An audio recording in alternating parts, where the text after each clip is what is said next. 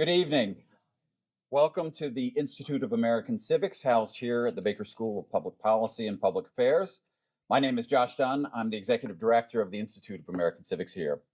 Delighted to have you here for our second event in the Institute's Civic Leadership Lecture Series, where we want to facilitate respectful conversations about polarizing ideas in our society. Tonight's debate, Is the American Dream Dying?, is exactly what we had in mind when we developed the series. For more events in the series and other Baker School events, please visit the Baker School's website.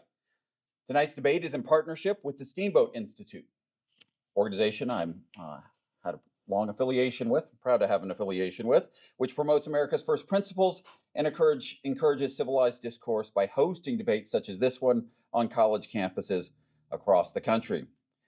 Now, to introduce the participants in our debate, the moderator and panelists is the Vice President for Development of the Steamboat Institute, Kaylee McGhee. Welcome, Haley.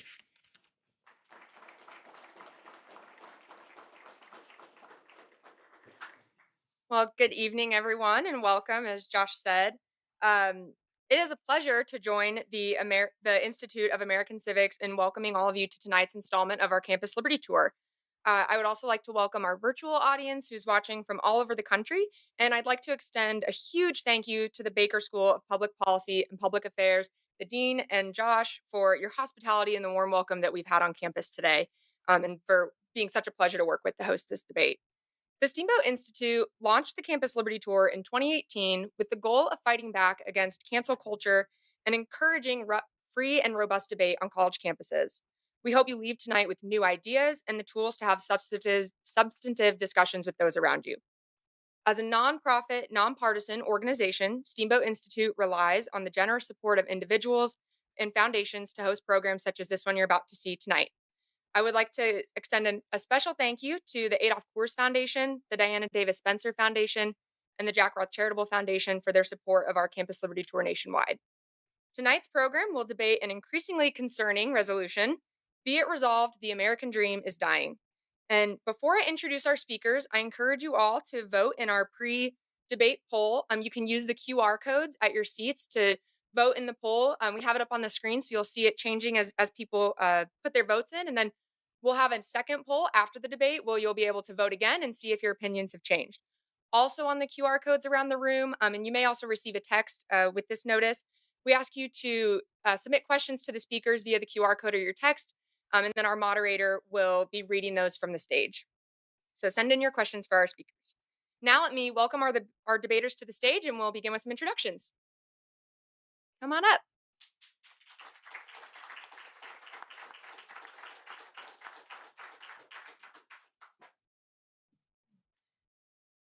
Arguing the affirmative is David Leonhardt. David is a senior fellow at the Yale Jackson School and a senior writer for the New York Times. He writes The Morning, the Times' flagship daily newsletter. He's worked at the Times since 1999 and has previously been an op-ed columnist, Washington bureau chief, and co-host for the Argument podcast, and founding editor of the Upshot section and staff writer of the Times Magazine. It's safe to say he's had an extensive and successful career. He also led a strategy group that helped Times leadership shape the newsroom's digital future. David has received a Pulitzer Prize for his commentary and is the author of Ours is the Shining Future: The Rise and Fall of the American Dream. David is a member of the Board of Trustees of the Russell Sage Foundation and a former trustee of the American Academy of Political and Social Science. Please welcome David Leonhardt.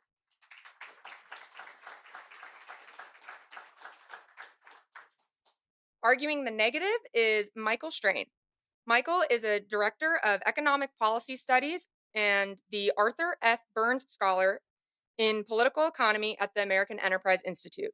Additionally, he's a professor of practice in the McCourt School of Public Policy, a research fellow with the IZA Institute of Labor Economics in Germany, and research affiliate with the Institute of Research on Poverty at University of Wisconsin-Madison.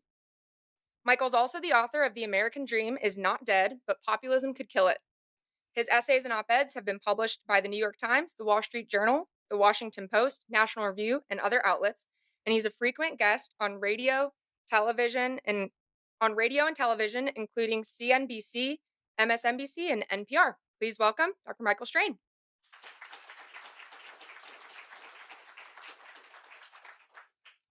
The moderator for tonight's debate is Kaylee McGhee White. Kaylee is an editor and commentator at the Washington Examiner and was awarded the Steamboat Institute's Tony Blankley Fellowship in 2023. Please welcome Kaylee, and Kaylee, take it away. Well, thank you all so much for being here to join us for this discussion on this really important topic that covers so much of our day to day lives. And I want to raise this poll that the Wall Street Journal found last year, in which they asked respondents whether they believed the American dream still held true. Just 36% said it does hold true. 18% said it never held true, and 45% said it once held true, but not anymore. And the pessimism about the belief in the American dream was especially pronounced among young adults, the people who are attending this university. So I want to, we're going to jump into this discussion in just a minute. But just as a reminder, if you guys have not already answered the poll, this is going to help us gauge whether any of your minds were persuaded either way, before and It after. looks like I'm starting at a considerable disadvantage. That's true. That's the way to look at it. There's more upside.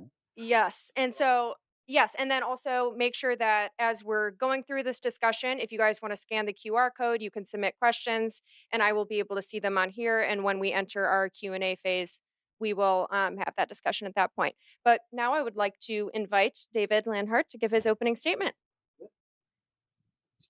Pardon me. Thank you, Kaylee. Thank you all for having us here. Thanks to the Baker School. Congratulations on this becoming a reality, this school. So I want to start actually by defining the American dream. We all use the phrase, we all know the phrase, but we don't all know where it comes from. And it actually comes from a 1931 book written by a historian named James Truslow Adams. And before that, the words American and dream sometimes appeared next to each other in newspapers if you do an old archival search, but it was kind of accidental. It was not the meaning that we have today. And James Truslow Adams coined the phrase American dream as we know it, and he defined it quite specifically. He said, it is that dream of a better, richer, happier life for all our citizens of every rank. And he said it was the United States' most important contribution to the world. And so when you unpack what his definition was, I think there are two key facts in it. One is the idea of progress, a better, richer, happier life. You are making progress over time. And the second is the idea of upward mobility, that your station of birth does not have to define what your life is. He specifically said it is for all of our citizens of every rank, which I think distinguishes it from Europe, which distinguishes it from other societies where the station in which you are born into determines your life. And for decades after he wrote that book, he wrote it in the Great Depression. But for decades after he wrote that book, his optimistic dream was a reality. The United States built the biggest middle class the world has ever known. Life expectancy rose rapidly. People could expect progress. People did achieve progress. Even as we had terrible discrimination in our society, throughout the 40s and the 1950s and 1960s, the gaps were declining. The white-black wage gap was declining in those decades. The white-black life expectancy gap was declining in those decades. It was those experiences that made people to say the 20th century was the American century. Not only did we build the world's biggest middle class, but we defeated fascism, we defeated communism, we sent a man to the moon. The United States had the most successful economy and society by any measure. Now, I am by nature an optimist. I believe we can solve the problems that face our society today. But I also believe that the only way we can solve our problems is if we honestly face up to what those problems are. And if you look at the measures of our society today, they are much darker than they were for so much of the 20th century. By any reasonable definition, the American dream is in decline. The most basic measure of a society's health is simply how long can its citizens live. In 1980, the United States had a typical life expectancy for a rich country, pretty similar to life expectancy in Europe, in Canada, in the rich countries of Asia. Typical life expectancy for a rich country. For the last 15 to 20 years, the United States has had the lowest life expectancy of any rich country in the world. Lower than Canada, lower than every country in Western Europe, lower than Japan, lower than South Korea, lower than Australia. It isn't even particularly close anymore. We trail those other countries by years, and it wasn't always the case. Expand beyond this measure of our society's health to other measures of social health. The percentage of children who grow up with two parents, the number of Americans who report being in chronic pain, the number of Americans who are enrolled in the federal disability program because they can't work. All of these measures suggest that our society is not as well off as it used to be. Look at the economic measures. Look at what's happened to income inequality. Look at what has happened to income and wealth for most of our citizens. They have grown frustratingly slowly. If you are a young person, you know how much harder it is to buy a house today than it used to be as a young person trying to establish yourself in society. For a child born in 1940, the chances that you would grow up to out-earn your parents were 92%. Achieving James Truslow Adams' definition of the American dream of progress was virtually guaranteed. For a child born in 1980, the odds of out-earning your parents are 50%. It is basically a coin flip. So I've talked about life expectancy. I've talked about measures of social health. I've talked about economics. What happens when you go out and you ask Americans, how do you think our society and our economy is doing? Well, it has been more than 15 years since most Americans said our country was on the wrong track. It's true whether we have a Democratic president or a Republican president. It's true whether our economy is growing or whether it's shrinking. Just yesterday, a new report came out about happiness. The United States fell to 23rd in the world. We are not only behind Scandinavia, we're behind Slovenia, we're behind Canada, our neighbors to the north. And so when we first talked about this debate, the idea was we were going to debate, is the American dream dead? And I asked, can we change the resolution to, is the American dream dying? Because I don't believe it's dead. I believe we have enormous strengths as a society. But I do believe the American dream is in decline, and that if we don't take steps to change it, it will go away, and we will have a much less prosperous, healthy country than we could. Thank you very much.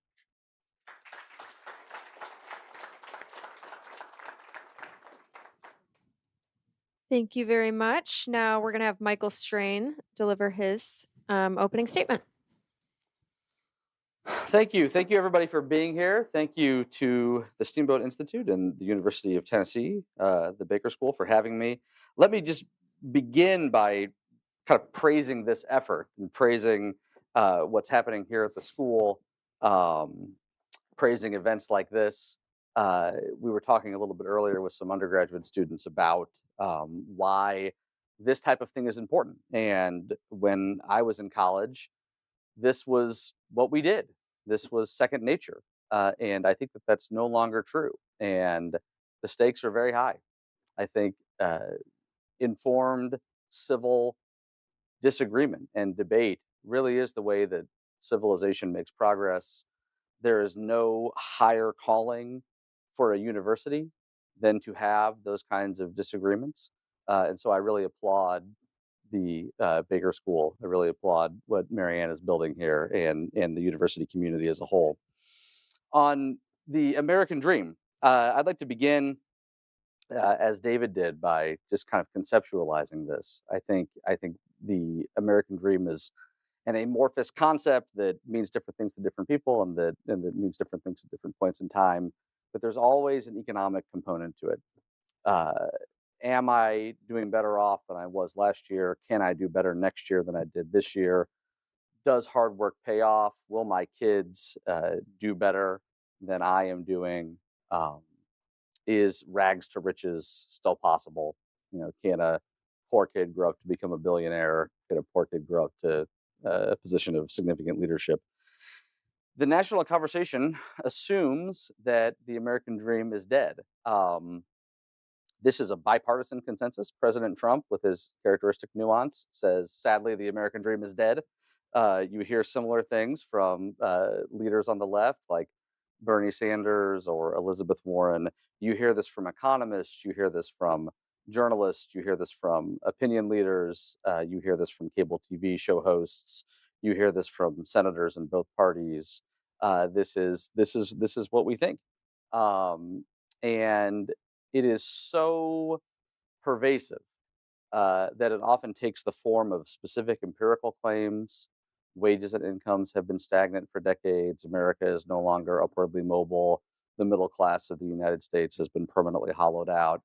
I think I want to agree with David that we can do better.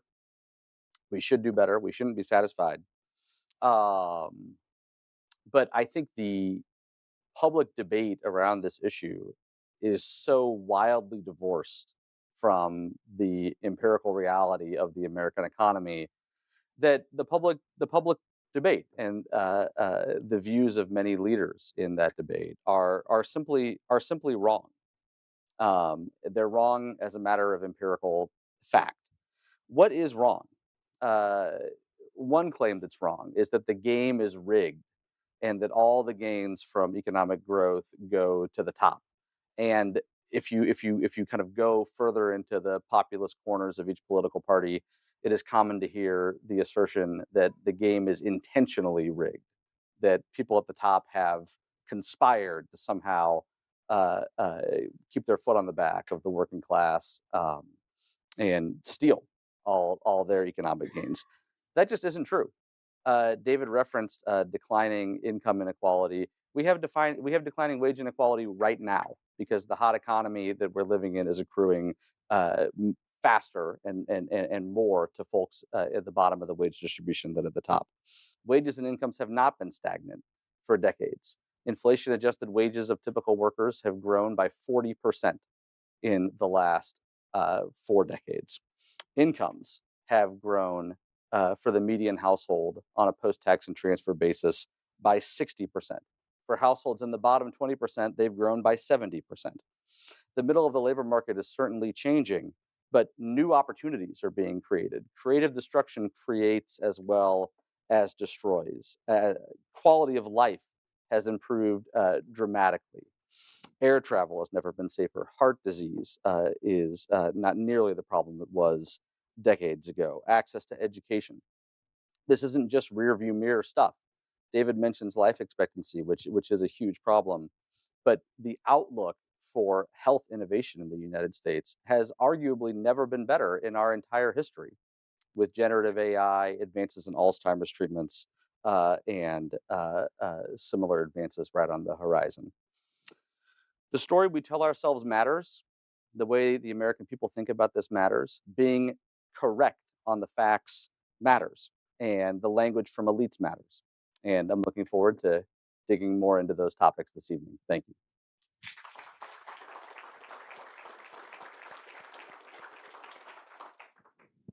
Great. Well, thank you both. So the way that I see it, there are two broad categories of that pertain to the American dream. There's the economic element, which both of you have touched on, and then there's the cultural element. So I want to start by talking about the economic element. We know for a fact that America is still the wealthiest nation in the entire world. And in fact, an Economist cover story last year found that the average income of an American is still pulling away from any other country in the world. It's about 54% higher than in Japan, 34% higher than anywhere in Western Europe. And yet, when you look at the polling sentiment on this, there is a lot of pessimism. Just 16% of respondents in a recent NBC survey said that they believe that their children will be better off than they are today. So, how do we square the data that does show America's continued economic success with this overall feeling that that might not be the case for much longer? So that Economist cover story is a really good example. And it was about some of this gets a little bit technical, but I'm guessing that this audience will like a little bit of technical. So as you said, that's average income, right? And if Bill Gates walked in the room right now, the average income of this room would go way up, but we all wouldn't be better off. And what has happened with average income in the United States is it has gone up really significantly because income inequality has increased so much and the rich have done so much better. Median income in this country is not a lot higher than it is in other countries. In fact, it's not higher at all than it is in some other countries. So a very disproportionate share of our economic gains have gone to a relatively small group of people. And that helps solve the mystery. You often hear people saying, how is it that Americans can be so mad about the economy when the economy is so great, right? This is a question people are asking all the time. The Biden administration, right, is obsessed with this question. So you're sort of left with two answers. One is people are irrational and a little bit stupid and don't really know their own lives. And the other is that people are correct that the economy isn't that great for them and the statistics that we're following are misleading. And the answer in this case is the statistics are technically and factually accurate. Our GDP has gone up a lot, average income has gone up a lot, but that hasn't translated into rapidly rising living standards for most human beings. Most Americans are us when Bill Gates walks in the room, right? And so that is what explains the disconnect. The disconnect is not that people are wrong about their own lives in polling data. The disconnect is that a lot of the statistics we focus on don't accurately describe the real experiences in Americans' lives. I think a lot of it depends on the time horizon that you're talking about. Why are people pessimistic about the state of the American dream right now? We've gone through an incredibly disruptive several years, lots of disruption in American politics, lots of reasons uh, to be quite negative about the state of politics. We've gone through a once in a century pandemic that was horribly disruptive, uh, not just for its health consequences. We shuttered schools for a year. We upended people's lives. We imposed substantial restrictions, maybe less so here in Tennessee, but certainly in much of the country, and of course here as well. Telling people you can't go into that store, you can't gather, at a restaurant with more than X number of people at your table. Um, and after we exited that, we experienced 40-year high rates of consumer price inflation. And people don't like that. And that's also disorienting. And that adds to a sense of uncertainty. Um, I I don't know the extent to which that is shaping the answers to these questions, but I suspect quite a bit. Um, I don't think it's a coincidence that the right track, wrong track numbers that David mentioned show the country going on the wrong track following the 2008 financial crisis. In many ways, it's just been a tough 15 or so years, and that's filled people with uncertainty for different reasons at kind of different periods along the way. But this should give you optimism, I think. Uh, how strong is the American dream? Well, we had a once in a century financial crisis. We've had a once in a century wave of populism in both political parties. We had a once in a century pandemic. We've had 40-year high inflation, and we are still going strong. Um, Wages are back to rising, incomes are back to growing.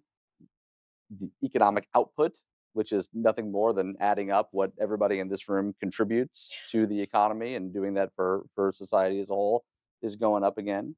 We're on the cusp of another technological revolution. We're inventing new things that will substantially improve quality of life. Despite all those obstacles, that's very impressive, and we should reflect on what that says about America, what that says about typical workers and typical households. It's not just Bill Gates. So, continuing to focus on the American economy, there are multiple studies that show the United States continues to have a specific problem of persistently large Black white social and economic mobility gaps.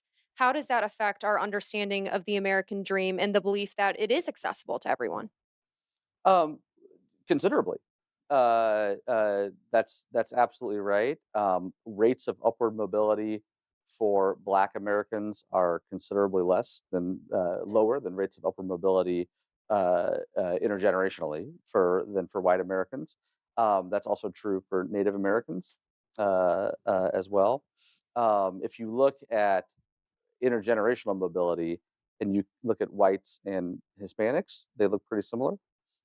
Asians actually have the fastest rates of upward intergenerational mobility of all kind of major race categories, and so people of different demographic backgrounds uh, experience the American dream differently, and that's absolutely something that policy should be focused on, and that should be addressed. And any holistic um, evaluation of the health of the American dream should be taking those gaps into account. I think to me, I absolutely agree with much of what Michael just said. To me, another reason why we should be so concerned about what's happened over the last 40 plus years in this country is that we really did have a period of time where racial gaps were shrinking. And that hasn't been the experience for most of the last 40 years or so. And so we do have these really big, wide, very alarming racial gaps, particularly for Black Americans and particularly for Native Americans. Black Americans are obviously numerically a much larger group than Native Americans in our society. The gaps in some ways are similar. In some ways, they're even worse for Native Americans. One of the things that I've seen in a bunch of different parts of American society is some of the same social ills that were inflicted on Black Americans in earlier periods have been inflicted on white Americans more recently. So the hollowing out of good paying blue collar work, particularly for men, the rates of intact families. A lot of these things were problems that hit Black communities first and have spread to white communities in more recent years. And boy, that's absolutely the worst way to not have gaps, shrinking, right? Which is to have both of these communities doing worse off. So the other category of this debate question touches on the US culture. And it's no secret that society is extremely polarized, that any sort of debate over race, gender, you name it, is a lightning rod for controversy. And it's also no secret that most of our institutions that we depend upon to tie us together are on the decline. Community is something that is considered to be less important nowadays. The family unit, as you mentioned, is breaking up more and more these days. How does this affect our understanding of the American dream? And is the cultural aspect of this just as important as the economic one? I think the cultural aspect of this is critically important. Um, I think the political aspect of it is important as well. Uh, I think the economic aspect of it is arguably the most important of the three, because I think the economic aspect of it is the most central to the way most people think about the American dream. Um, the ability to uh, lead a good life that includes a nice retirement. There's a reason why homeownership is such a big part of the American dream today. That's essentially an economic aspect to it. The Horatio Alger story, the idea of progress, the idea of mobility. These are all more economic concepts than they are cultural concepts. But I do think that culture matters. I think one of the ways that culture matters is a point David's made twice now that I completely agree with. Family structure uh, really affects economic outcomes. Whether or not a kid is raised in a two-parent married family matters quite a bit in a statistical empirical sense to the odds that that kid can go on to out earn his or her parents, whether or not that kid will end up in poverty as an adult. There are reasons for that are fundamentally economic. Two parents means twice as many potential income earners. There are reasons for that I think are fundamentally cultural, and that relate to the presence of a male role model. And indeed, there's research that shows just the presence of male role models in a community, even if it's not your dad, really matters quite a bit. So, uh, certainly looking at the polarization, looking at the uh, breakdown of the ability of American culture and society to handle conversations like this one, um, suggests that things have gone off track, and that has implications for the American dream. I don't want to be too much of a historical materialist. That would be kind of off-brand for me. But I think that uh, uh, a period of kind of normal economic activity, not marred by a financial crisis, not marred by a pandemic, not marred by really rapid rates of consumer price inflation, would be, at a minimum, a balm on a lot of this social and cultural and political discontent. When you talk about how bad the last 20 years have been, I sometimes think you're making my Yeah, yeah, they haven't been great, and yet we power through. Kaylee, you used the word community, and I think that's part of what makes me so concerned. Look, you really can look at the economic numbers from two different ways. I mean, I think Michael in part emphasizes the fact that the size of our pie has grown, and your question emphasized that as well, and that's really important, right? If the size of our pie has grown, we have more pie to split up. I emphasize the fact that for most people, their individual slice is not really. And so theoretically, it could be better off, but in reality, it hasn't been. But I get the argument that because our pie has grown more quickly than some other countries, we should honor that and we should celebrate that. I think I think you can look at the economic numbers a bunch of ways. I focus on individual families and individual people, and that's why I'm darker about it. But I think it's actually really much harder once you expand out from the economic and you think about measures of actual health. Like, I really emphasize life expectancy. I mean, I can't think of a more damning measure of our society than the fact that for decades, the 60s, the 70s, into the 80s, we had a normal life expectancy for a rich country, and we're now the worst in the world, and it's not that close. And when you expand beyond that to other measures, like measures of culture and community, like measures of how many Americans describe themselves as being lonely, like the mental health crisis that we have. Those are the things that people really experience every day, even more so than money. And so if anything, it's the sort of community and cultural things that leave me even more concerned than the economic measures. And tying into this cultural discontent, we know also from recent polls that there's been a steep decline in patriotism, especially among young Americans who say that, well, they're less likely to say that they take pride in the country. Does that affect our outlook on the American dream? Could that perhaps be why younger Americans are also less likely to say that they believe in the American dream because they're not even that proud of the United States at all? I think the decline in patriotism is a huge problem. It is a bigger problem on the left than the right, but it is in part a problem on the right. And Donald Trump has made it a bigger one, right? When he sort of talks about how Putin's not that much worse than people we've had in this country. Putin is worse than people we've had in this country, okay? But I think it's an even bigger problem on the left. When you look at polling data and you split it by party and education, the only group of people where you don't have a majority of them saying the United States is the greatest country in the world are Democrats who have four-year college degrees. And I think that is self-defeating for Democrats. I think it is very hard to be asked to be put in charge of a country if you are saying it's not a very good country, right? Like, I assume we have many sports fans here. Would you hire someone to coach one of the University of Tennessee basketball teams if she or he told you, I don't really like the University of Tennessee basketball team? You wouldn't, right? You want your leaders to believe in the institutions that they are running. And not only that, but when you look back across history, I have a book review in the New York Times Book Review. It's online now. The most successful progressive movements use patriotism. The suffragists used red, white, and blue to make the case for women having the vote. The labor movement flew huge American flags at their rallies. The civil rights movement marched with American flags, and their segregationist opponents did them a huge favor by holding up Confederate flags along the march. Who do you think is going to win the battle for the median American public opinion when one side is holding American flags and the other side is holding Confederate flags? Most Americans are going to go with the American flag. And so I really do think, and then even more recently, the gay rights movement. How did the gay rights movement make such phenomenal progress? It said, let us join the military. That was its first ask.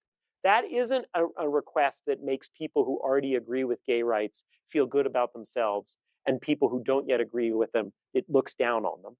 It tries to expand the pie and say, let's have more people agree with gay rights. So for all kinds of reasons, I think the decline of patriotism on both the left and the right because of the rise of this new very negative right, in addition to the left, is an impediment to our solving our very real but also very solvable national problem. I agree, obviously, that the decline in patriotism is substantially problematic. I wonder how much of this is expressive. Um, if you went to if you went to a college-educated Democrat in a major city, said, well, do you want to? I mean, Canada is not that far, not that far away. Would you rather, live there, or would you rather, live in Europe? Some might take you up on it, for sure. But I think most wouldn't. And I think that thought experiment is in some ways kind of hokey. Like, people have lives; they're not willing to, uproot and leave just because of their views about the nation they live in. But I also think it's instructive. And we live in an age where uh, people are much more performative than they used to be in their daily lives, right? Like, we used to experience things because we liked the experience. Now we experience things because we like taking photographs of the experience for our Instagram page. And we used to, like, talk to our friends and colleagues and communicate things that we think, and now we communicate broader values. I don't like Trump, or I do like Trump, or COVID is dangerous, or COVID is not. I wouldn't be surprised at all if some of this kind of performative expressiveness has found its way into the way that people respond to surveys. I agree, but I still worry that it matters. I think it does matter. Meaning, I worry if our country were attacked by another country now, that we would have a harder time rallying and coming together than we have had in a very long time. Sure. That we'd start yelling at each other about whose fault it was. Yeah, I think that's right. I think we saw evidence of that with the pandemic. Yeah. I think the pandemic was this horrible thing, obviously with no upside, but a different political culture could have grabbed hold of that, made it a cause for national unity, made it a cause for shared sacrifice. It could have accrued to the phenomenal benefit of the party in power, politically speaking. And there was, I don't know, maybe 5 or 6 days where it looked like something like that might happen. And then very quickly it just became one more component in the broader cultural war between the populist and nationalist right and the progressive left. And people did damage to their own lives, right? Meaning people splitting into their own camps, right? In blue communities, they closed schools for more than a year, where we have vast evidence that did terrible damage to the kids in those communities. To the kids in the community. And in red communities, a lot of people didn't take vaccines that can save their lives. Mm-hmm. So I want to focus a little bit on this generational division. When you look at these surveys on people who are asked the same question that you guys are being asked about the American dream, older Americans are much more likely to say that they still believe in the American dream. They're much wiser. A lot more life experience. They experienced it. A lot more life experience. They're pulling up the ladder. They don't need to read the papers. They know. And younger Americans are, by and large, more likely to say that they don't think that it's possible anymore, even though younger Americans have, as we mentioned before, benefited from their parents' higher incomes than their grandparents. So Kids these days. Yeah, so why is that? Why is it that even though younger Americans, many of them have experienced the American dream for themselves, why is there such a big difference between the generations in terms of their future outlook? I like your answer to this question. Do you want to share it? Sure. But isn't it convenient for my argument? But you can then rebut it. So, I mean, I think one of my themes is that people are rational. And we should generally, when people tell us something about their own lives and how they feel about it, not tell them that they're wrong. One of my, this will be a very brief aside, one of my least favorite things in politics is when people say those people are voting against their own interests, right? Well, people know their own interests, and like they don't have to just vote on tax policy, right? If a rich person wants to vote for a tax increase on themselves because they care more about the climate or gay rights, or a conservative person wants to vote for a policy that's not in their best interest economically because of the values of the person they're voting for, people are allowed to do that. And so when I see these poll numbers, my basic reaction is to believe what people are telling us. And I actually think there's a lot of evidence that life actually has been better for those older people, right? So I said if you were born in 1940, you had a 92% chance of out-earning your parents. Well, if you're born in 1940, you're 84 now. So you're one of those people answering that survey saying the American dream is real, and it was real for you. And if you're a younger person, you're struggling to afford a house. And what Michael was just referring to is we had a really nice meeting with a bunch of students, undergraduates here at the University of Tennessee, very impressive group of young students beforehand. And one of the things I was saying was that I would encourage people, whatever your politics, actually, if you're younger, this actually may hurt me with the audience. That's why you got me to do it.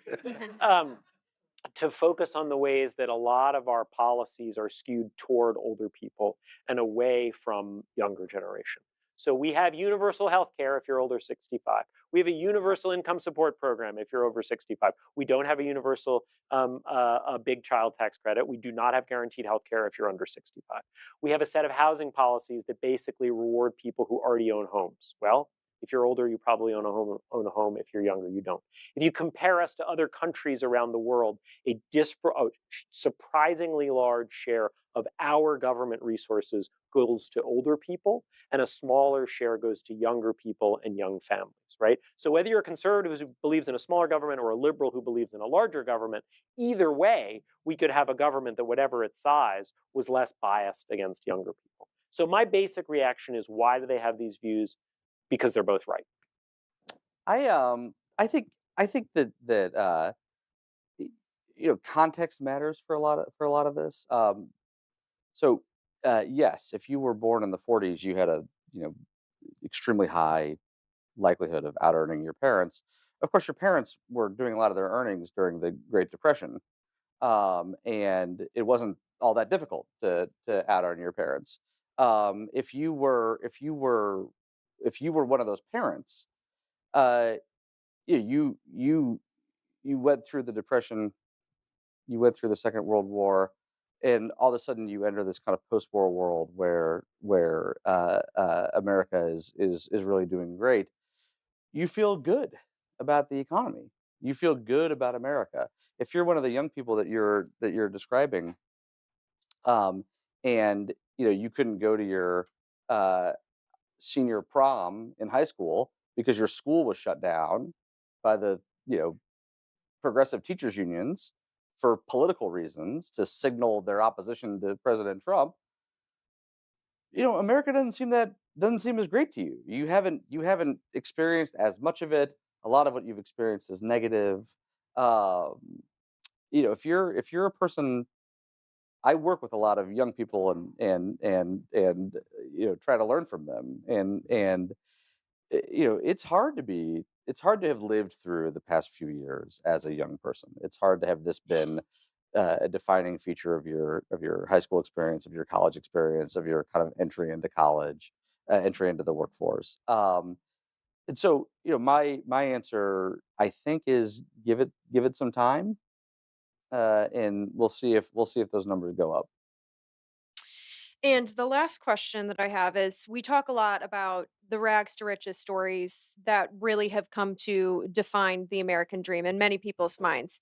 You have men like Justice Clarence Thomas, Ben Carson, Senator Tim Scott, who have come from really awful situations compared to the way that many of us grew up, and yet have gone on to reach amazing success in their lives. Is it fair to look at those examples and say that they're proof that the American dream is still alive and well? Or, as David mentioned earlier, is it more accurate to look at the broader picture of individuals and families, even though there is evidence before our eyes that rigs to ratches is completely possible? So, oh, go ahead. No, go ahead. I would reject the dichotomy, first of all. It- you know, look at the bottom 80% of workers, typical workers. These are defined by the Department of Labor as production workers in the manufacturing sector, construction workers in the construction sector, and non-supervisory workers in the services sector. Their inflation adjusted wages over the past 3 decades have risen by about 40%. That's considerable. Um, uh, it's not fast enough. We shouldn't be satisfied with this. We should have policies to help the bottom 80% more than we do. But that is very far from stagnant. And a similar story is true for median household income, which is not skewed by extremely rich people. Uh, Post tax and transfer income at the bottom, for the bottom 20%, has grown faster over the past few decades than it has in the middle, thanks in large part to tax and transfer programs, also due to a narrowing of wage inequality, which is a phenomenon that began in, say, 2017, continued until the pandemic. Let's ignore the pandemic because that was weird, and the last few years has resumed. Um, so typical workers, low wage workers, low income workers have seen considerable improvement in their really basic economic outcomes. That, I think, is an argument in favor of the health of the American dream. Certainly, I think stories like Senator Scott's are also indicative of the health of the American dream, but in a different way. I think we should care about these rags to riches type stories. We should care about a low income kid being able to grow up and become a United States senator, a low income kid being able to grow up and found a business and do really well, a low income kid being able to grow up and amass a big fortune. Um, but we shouldn't only care about that. We should also care about how typical workers and typical households are doing. I think when you look at them, it reinforces the rags to riches story. That's a nice. I mean, that gets to, I think, to the heart of our debate, which is a nice question to end on. Which is, um, to me, there are these stories, right? You can find them among Republicans, you can find them among Democrats, you can find them among people in business, you can find them among people in politics. Not as extreme an example, but Joe Biden, in some ways, right, has obviously ended up much better off than he Yes. was growing up. There are lots of these stories, um, but Maybe except less true for President Trump. yes, yes. Uh, um, but exceptions don't prove a rule, right? Enact despite the cliche. And I think that these really are exceptions that conflict with the experience that most Americans have. So I think when you look at I am much less sanguine about the wage numbers. I think the wage growth has really been quite slow for most Americans, particularly when you control for the fact that fewer Americans are working than used to be. So when you look at statistics that take into account who has jobs and who doesn't, the numbers get darker. And then when you expand beyond the economics, if it's like, wait a second, they're sending dueling economic numbers at me, right? One says the economy is great, one says it's not. That's why, to me, I sometimes feel that way myself. These numbers make the economy look good. These numbers make the economy look terrible. When you expand beyond that and you look at the other measures, no one argues about the life expectancy numbers, right? They are what they are. There isn't a separate set of life expectancy numbers that makes the United States look really good. The same is true about the percentage of kids who are growing up with two parents. The same is true about the number of people on disability. And the polls are also really clear when you ask Americans how they feel about our country and the direction of it. And to me, when you add all that up, it conflicts with the Horatio Alger stories. And sure, is it possible? Yes, it's possible. It's also possible that if I go buy a lottery ticket today, I will win tomorrow. But I think we should have a higher standard for our economy than possible. Great. Well, we're going to move to the question and answer section. So, again, a reminder, if you would like to submit a question, you can do so by using the QR code. Our first question is, let's see. It's just canceled on me. Hold on. Uh-oh, cancel Okay, culture here we in go. action. So, home ownership is the bedrock of the American dream. How does the continuing housing crisis reconcile with your position on the topic at hand? I'll just briefly say, I mean, to me, that the difficulty that younger people have getting into the housing market is real, and I think that is a big part of the frustration that younger people have with the economy today. And I think it's entirely understandable and rational. I think home prices really are one of these assets that have gone up quite rapidly in value, and that is really good if you own a home, which means you're probably old like me. And it's really bad if you don't own a home. And so, to me, a lot of the housing problems are consistent with this sense that it is harder to make progress than it used to be. I agree with that. I think it is real, as David said. It is harder to get into home ownership than it used to be, and there are policy solutions to that governments at all levels don't seem particularly interested in implementing, and young people who are trying to buy homes are frustrated by that, and they should be frustrated by that. And a bit of personal finance advice, unless it's a very unusual situation, if you don't yet own, don't buy now. Really, it's the worst combination of high interest rates and high prices because the housing market doesn't adjust very quickly. Renting is okay. It is true you will throw money away by renting. It is also true you will throw money away by buying into this market right now. And so don't feel bad about renting. Well, that's good to know because I'm one of those potential young home There we buyers. go. And you know what? I'm convinced that Joe Biden doesn't want me to own a house. So. um, let's see. Does the decline in participation in faith communities in recent decades have an impact on our vision of the American dream? I think it does. I'm a person of faith, and so discount discount my view accordingly. But I think that a broader definition of the American dream that doesn't only uh, focus on economic issues, uh, but that instead is about living a full life, living the good life. Um, for many people includes participation in a faith community, and the weakening of faith communities makes it harder to participate in an active and thriving faith community.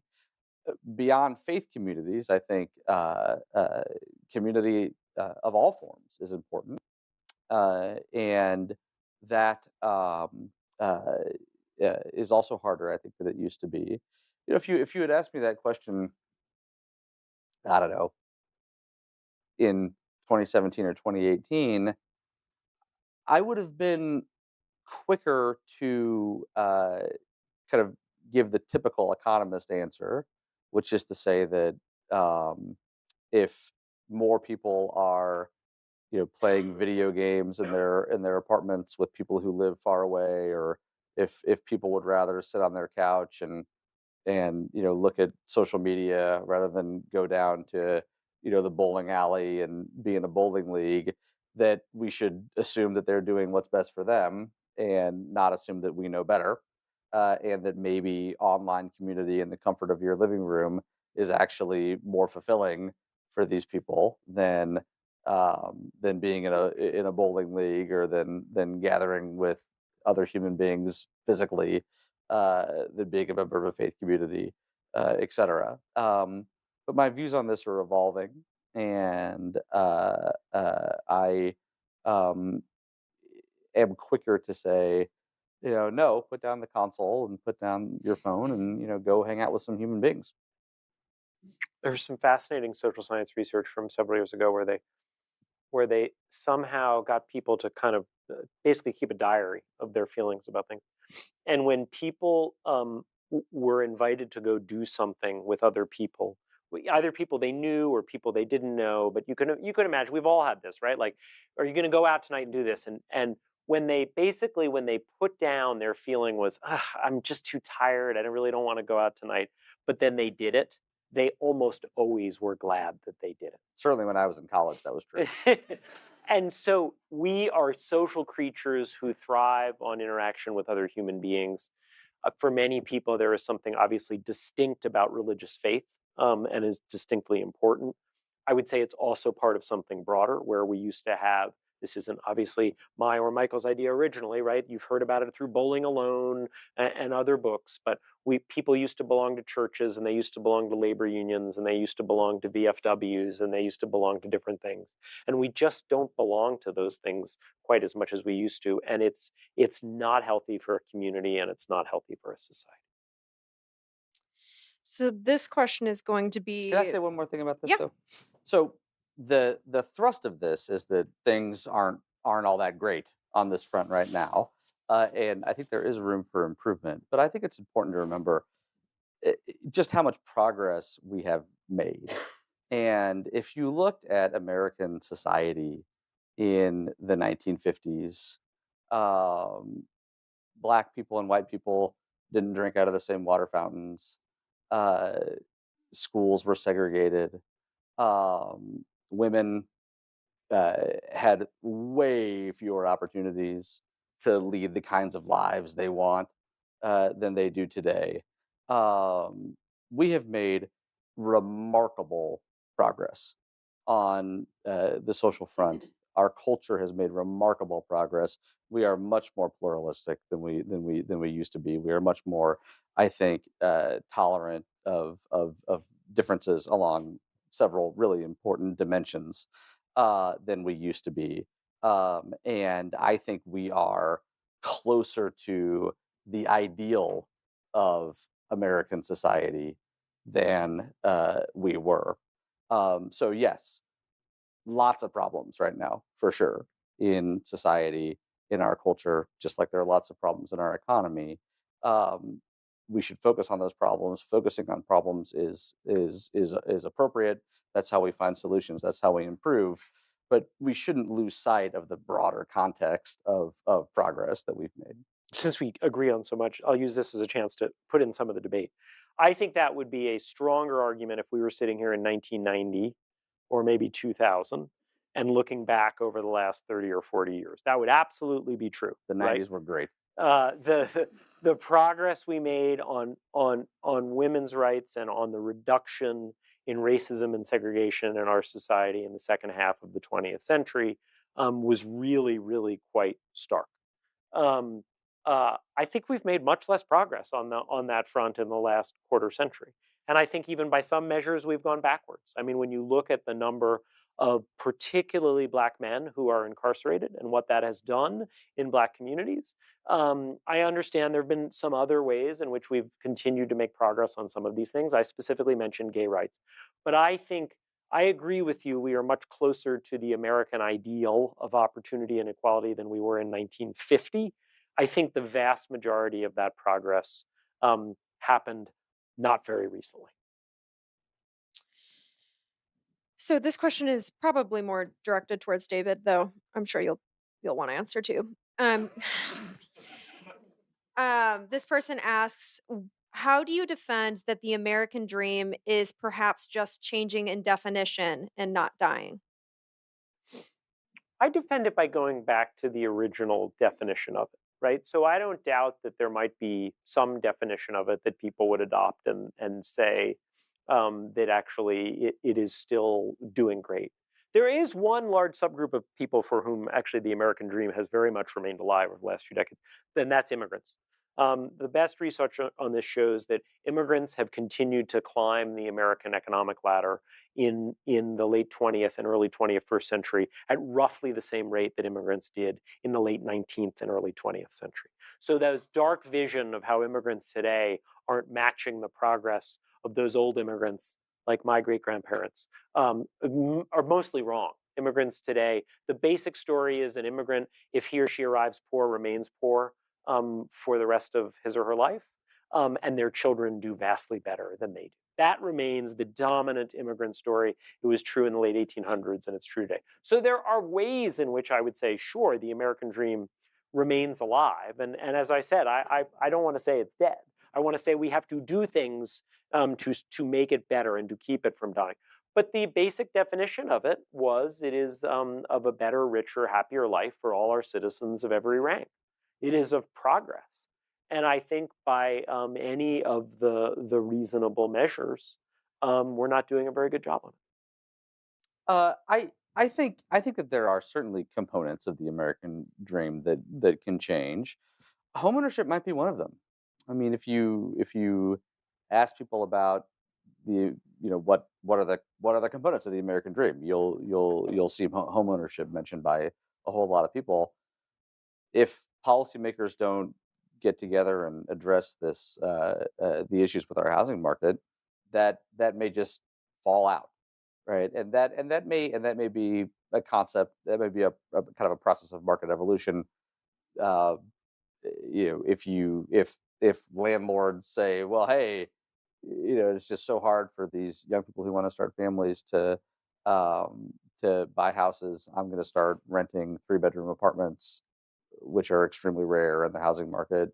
Then maybe more people go into rentals, and the market works, and people rent for long stretches of their lives, and it's just a whole new world, and home ownership is no longer something that people care as much about. That's certainly plausible. But I think the kind of core idea, um, as David said, of progress uh, will not change. The idea that you can do better, that hard work will pay off, that you'll get your just rewards in the labor market, that your kids can do better off than you do. That's a pretty sticky component, I think. So, what are some practical standards that America would start hitting in order for you to believe that the American dream was rebounding? Income inequality is in large part a fact of life. It's always going to exist to a certain extent. Life expect Life expectancy could be affected by things like the pandemic or increased rates of drug overdoses. So, what are some of the standards that you would say America has to start meeting in order for you to agree with Michael? I love that question. Thank you. So we've now been living with rising income inequality for so long that I think many of us think that it's almost like gravity, right? As if it's just an unavoidable part of a capitalist economy. It is not an unavoidable part of a capitalist economy. When I'm going around on a book tour, I have a bunch of charts. One of the things I emphasize in this chart I have, it's a chart that shows soaring income inequality. That's what your eye goes to, because those are the big lines at the end. It's the rich outpacing everybody else for the last few decades. But if you actually focus on the left half of this chart, you see that poor people and middle-class people got larger percentage raises than the very rich in the 1940s and 50s and 60s. Income inequality really was falling.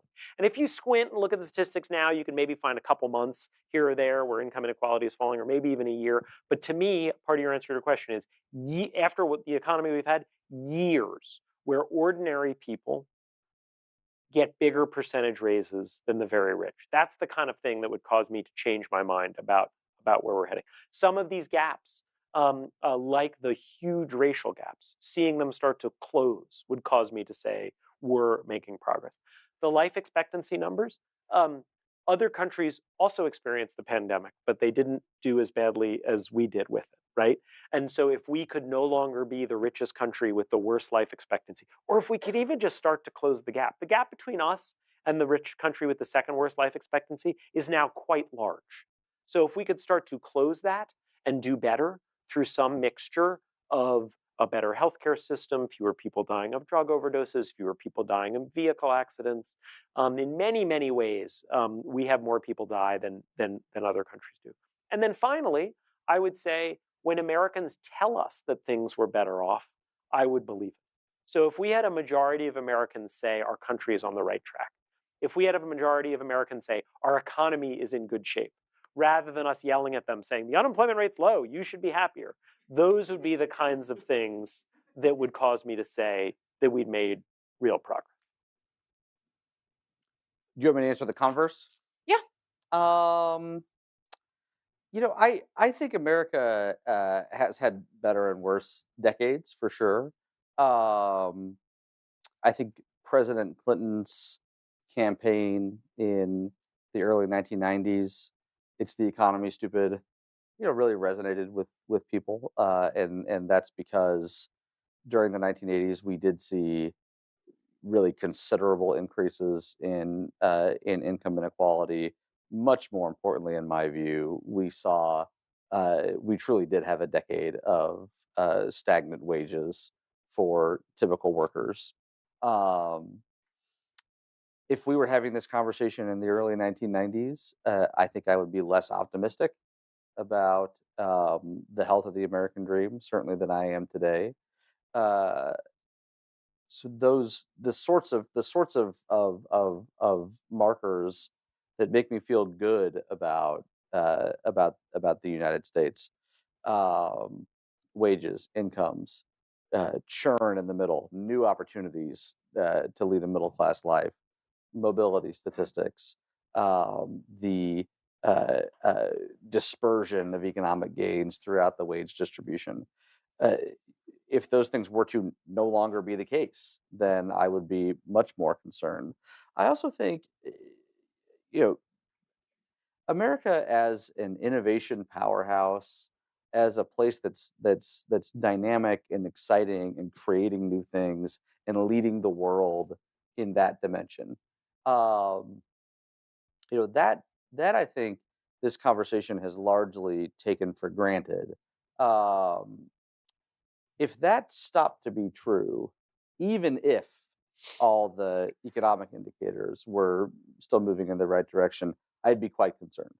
I'd be quite concerned about the ability of the United States to continue to deliver the kinds of economic gains that we've seen in recent decades. Finally, I think if some of these non-economic factors were to really turn in a bad direction, David's mentioned life expectancy several times, and rightly so. There's obviously a lot of debate about what's happening there.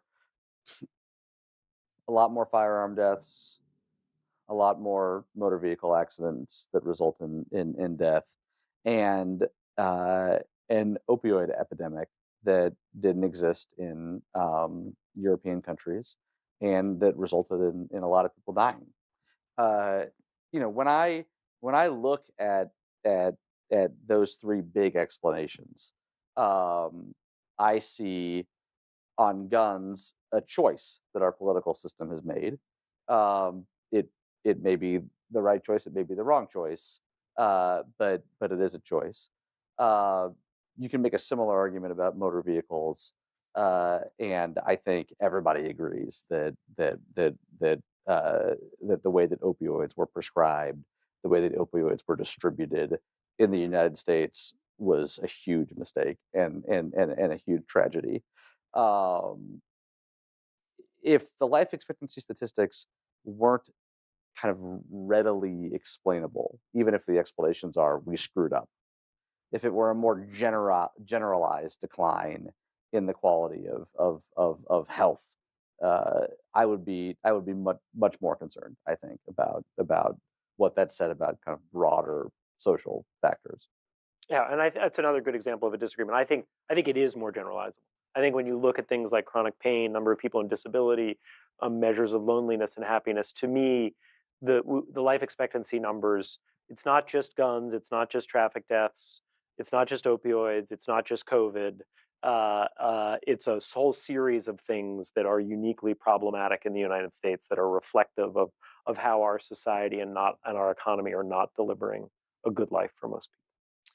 So, how much of the responsibility for fostering the American dream, keeping it alive, falls on policymakers, the people in local, state, and federal government, versus how much of it depends on individuals taking advantage of the opportunities given to them? How much of it falls on us versus Washington? Hmm.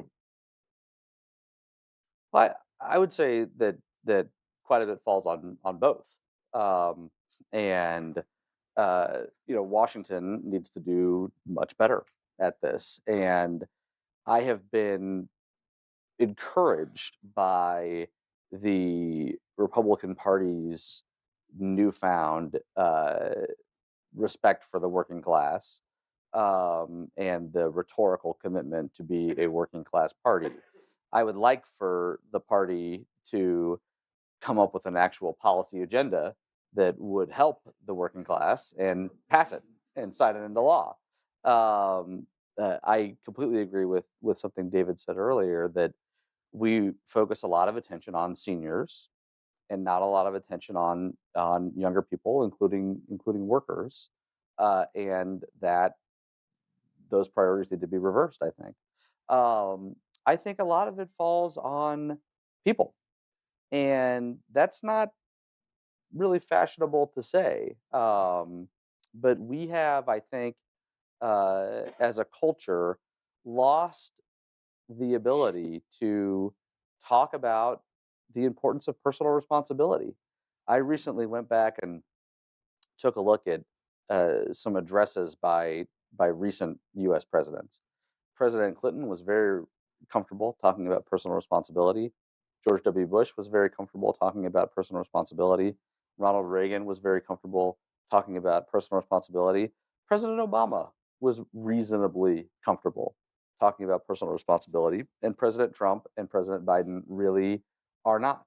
Um, when there was a epidemic of drug addiction in the Black community in the 1980s, we had Just Say No. We had Nancy Reagan leading a campaign telling people not to become addicted to drugs. We had drug abuse resistance education programs in America's schools. Um, Fast forward to a more recent time, when there's an epidemic of drug addiction in the white working class. We have economists talking about deaths of despair. We have prominent voices saying, that those people are victims of globalization or technological automation or things of this nature. And there may be something to those explanations, but what was conspicuously absent were the voices saying, don't you shouldn't get addicted to drugs, and if you're addicted to drugs, you should take measures to seek treatment. um, that's a big change, I think. Similarly, we talk a lot about post-industrial towns and communities that haven't successfully transitioned. Most have. If you look at all the industrial towns and counties that were heavily manufacturing based in the 1970s, most of them are fine. Some of them are still manufacturing centers. Some of them have transitioned to other sectors, but there's a good chunk of them that really aren't doing so well. We don't say to people in those communities, like, pack up your car and move. Go get a job. You have a responsibility to contribute. You have a responsibility to work. You have a responsibility to provide for your family. We have a disability insurance program that David's referenced, where if you plot applications for disability insurance and you plot the unemployment rate, the trends are very, very similar. People apply for disability in bad economies. Maybe instead of getting on disability, they should go move to a place where there are a lot of job opportunities. And so I think that issues of drug addiction, issues of these towns that haven't successfully transitioned, issues facing the people born in those towns are very complicated, and I don't mean to unduly simplify them, but I do think, in answer to your question, that part of the responsibility for living the American dream lies with the people who want to live the American dream. And America is dripping with opportunity. Policymakers need to do a better job pushing opportunity to people in places where it isn't. They need to do a better job building on ramps to opportunity for people who have been left behind. But people also have a responsibility to take advantage of the opportunities that exist in this country. And that would, of course, strengthen the American dream. I very much believe in personal responsibility. I don't think, for example, universal basic income is a particularly good idea. I think we should subsidize low-wage work and pass laws to make sure people are making good wages. I don't think we should particularly pass a program that pays people not to work. But I probably put less weight on personal responsibility than you do, Michael, in terms of explaining our problems. And I put more weight on the failures of our government, which in part are failures of us because we elected them. But to me, if it were mostly personal responsibility is really important. But I don't think an entire society suddenly becomes less responsible over time. And so when you look at all of the measures of American societal health that really have deteriorated in recent years, I am skeptical that it's because as Americans, we've all become less responsible than we used to be. And I think it's because the kind of hurdles that people face are bigger than they once were. And so I think I would say if the country were dripping with as much opportunity as I think you think it is, Michael, I think there would be more people who would go out and seize it because the incentives are very large for them. And so while on a kind of individual level, I deeply believe in personal responsibility, on a societal level, I don't think that's the main problem we have right now. I think if people are failing to be personally responsible en masse, it's probably because we have some larger social problems rather than we're all morally weaker than our grandparents were. Well, I think that's a great point to head to our closing statements. This is just a reminder for everyone to please participate in our post-debate poll as they are giving their closing statements so that, again, we can see if anyone's minds were changed one way or the other. So, David, if you'd like to go ahead and give your closing statement. Absolutely. You want me up there? Yeah, sure. Okay. I just want to start by actually repeating and echoing something Michael said for starters, which is to thank Steamboat and thank the university for doing this and thank you all for coming. And I also want to thank Michael because as he said, the idea of disagreeing, that is what a democracy is about, right? If we all agree, it wouldn't be a democracy, right? It would be some sort of autocratic society where we're all told what we have to believe. And we would then at least pretend to believe it. And the whole point of living in a democracy is for us to have debates and disagree and figure out where people might change their minds and where we might change our own minds. So Michael, thank you. You and I have now done this in a few different places, and I always learn from it and always enjoy it. So Michael's book is called "The American Dream Is Not Dead, but Populism Could Kill It." Is that it? Correct. So notice the plug. And it could. And so I have a 19-year-old who saw that book sitting around our house and said, "Oh my God, Dad, this is just like your book, but the opposite." He said, "Your book is The American Dream is Dying, but we can save it." And that, in fact, in many ways is the nub of the debate that you have heard here today. I am deeply worried about so many of the problems that our society faces. We didn't even focus on the problems in our political system, and they are large. I am deeply worried about the problems that our society faces, but I also really believe in the idea that we have the ability to fix them so long as we're honest about just how serious they are, and so long as we commit to fixing them. So to me, the resolution here is the American dream is dying and we can save it, to steal a line from my 19-year-old. I think in this country, what that has traditionally meant is it meant we use the political system to fix our problems. That is how we have addressed inequality in the past. That is how we have built a society that built an interstate highway system in the 50s, that built this incredible science industry through federal funding. We have done it through a political system that has essentially used grassroots organizing to have Americans come together and say that is a problem. Whether it's the problems with life expectancy I've been talking about, whether it's the problems with community, whether it's the problems with our economy. And my deep concern is that we're now so angry with each other and we're so cynical about the way our society works that we can't come together and solve problems. But I really believe that we still can do it.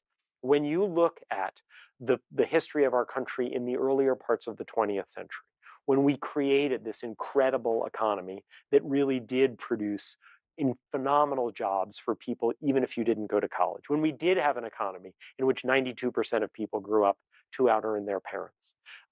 We did that in part through grassroots organizing that created a labor movement, that created a civil rights movement, that created the women's movement. And I know that many of those movements are older, and we may think, well, we couldn't do that again. But I earlier referred to the gay rights movement.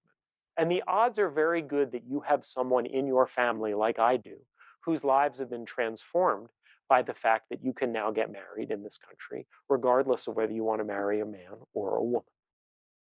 That was a victory of grassroots political organizing. It was a victory that didn't do what I think the left too often does today, which is create movements that try to make people feel good about themselves and make their opponents feel bad about themselves. It invited new people into the movement, at first by saying, allow anyone to join the military, and then later by saying, allow us to get married, which is fundamentally a conservative institution. And so I think the history of grassroots politics in this country is incredibly proud and incredibly successful. I don't think people should feel like our political system is rigged. That is an area in which Michael and I agree.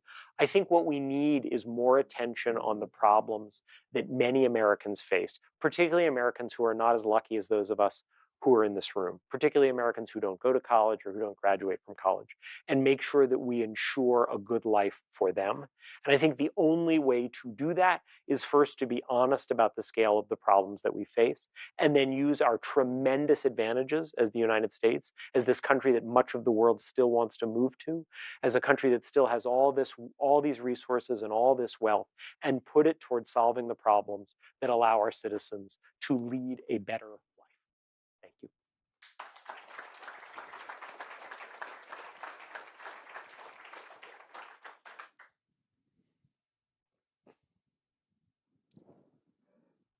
Well, thank you, everyone. And I'd like to thank David as well. I always learn from David, particularly when we disagree, which we often do.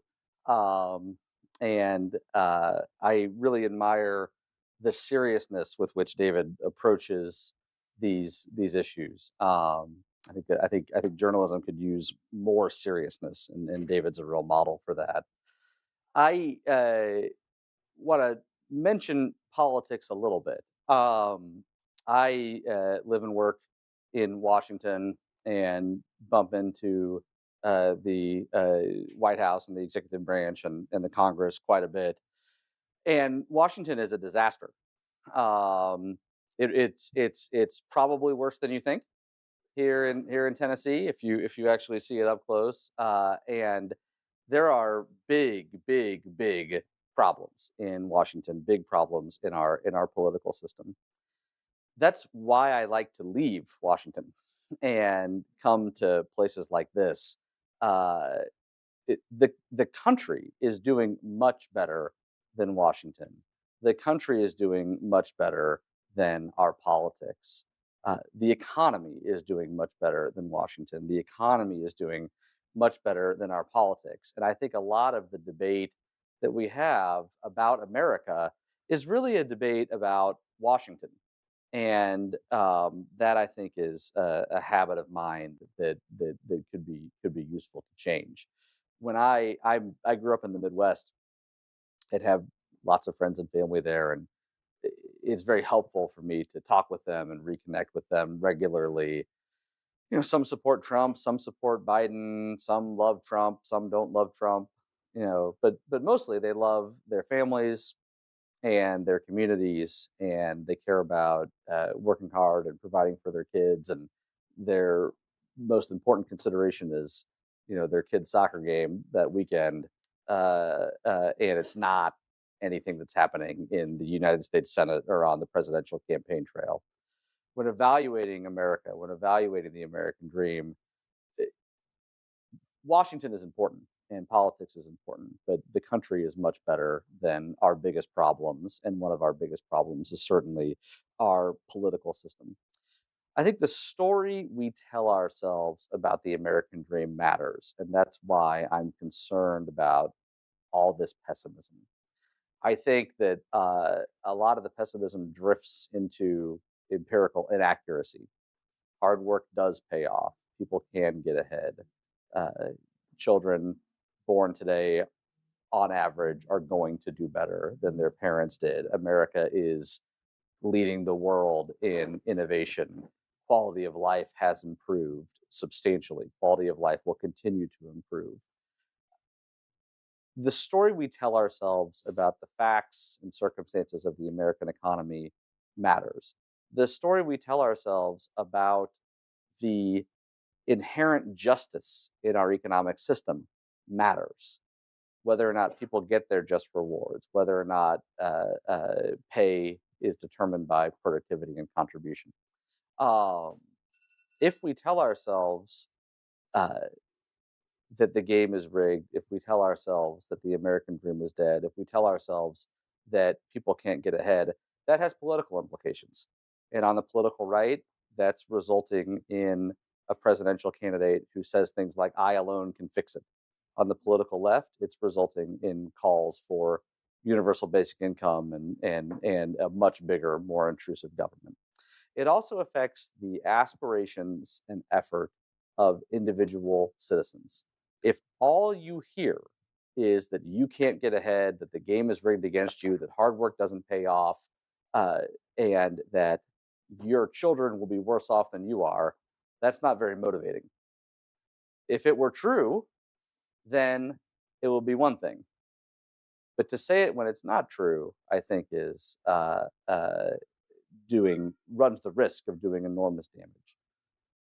The narrative about the American dream matters, and the policies that we can put in place to strengthen the American dream matters. I'll end on a point of agreement with David. We can do better. We should do better. And we should expect our elected leaders to do better. Thank you all.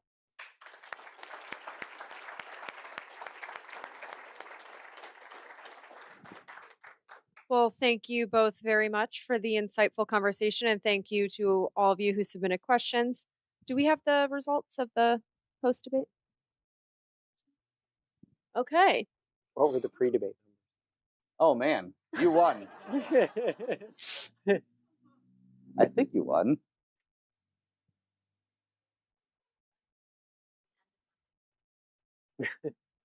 My vote share is statistically identical. Oh no, it's gone down a little bit. The undecided's all switched to you. Congratulations. I was kind of. Well, this is super. I mean, this has policy implications, as Michael was just mentioning. And I think it's an important conversation to continue having moving forward. It's something to keep in mind when you head to the polls, when you're interacting with your community members. The way that we go through our day to day lives is very much so largely affected by how we view our futures and whether they're going to be good or bad. And so I think this has been a great conversation. I know I've learned a lot from both of you. So I thank you again for being willing to participate. And of Kaylee. course, thank you to the Baker Center and the Steamboat Institute for hosting us. Hopefully, you all learned something as well. Thank you, Kaylee. That was fun. Thank you. I want to echo Kaylee and just thanking everybody for coming. Again, thanking the Baker School for hosting us, the Institute for American Civics. Thank you all so much. You've been such a joy to work with. Thank you for attending, and thank you again. Let's give one more round of applause to our debaters.